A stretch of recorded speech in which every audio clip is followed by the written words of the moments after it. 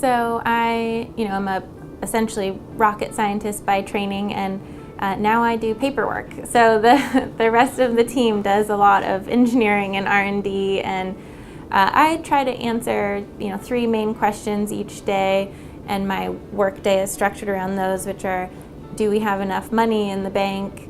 Are we doing enough to be technologically competitive and carve out our niche in the market? And do we have the right people on the team? So at any given day, those questions kind of dictate how I'll spend my time. And currently I'm thinking about fundraising again. Someone once told me, before we really started Accion, that you would always be fundraising, and I thought, no, you're exaggerating, but it's very true. If I'm not fundraising, I'm recruiting. So those 2 things have been taking up a lot of my time. And then my co-founder, Lewis, actually leads a lot of the technology direction and decides what products to spin out and what R&D things we should focus on. So I was interested in math and aliens when I was in high school. So I decided to do something a little more practical, I guess, and decided to major in college in aerospace engineering, and then stuck with that throughout bachelor's, master's, and PhD.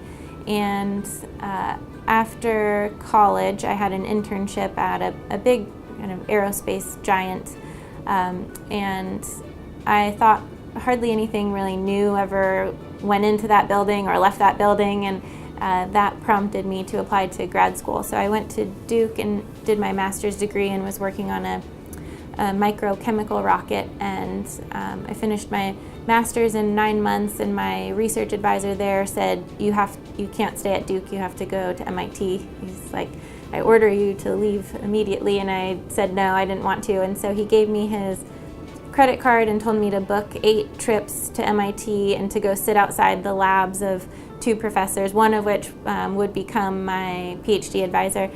So I booked 8 trips up to MIT, and I still wasn't actually convinced that I was going to come. I had a life in North Carolina. The cost of living was great. And then he actually didn't get tenure at Duke, and so then the decision became a bit easier. And so I called Paulo Lozano up, the director of the Space Propulsion Lab, and he said, you want to come? And I said, sure. And then I packed up and came to MIT.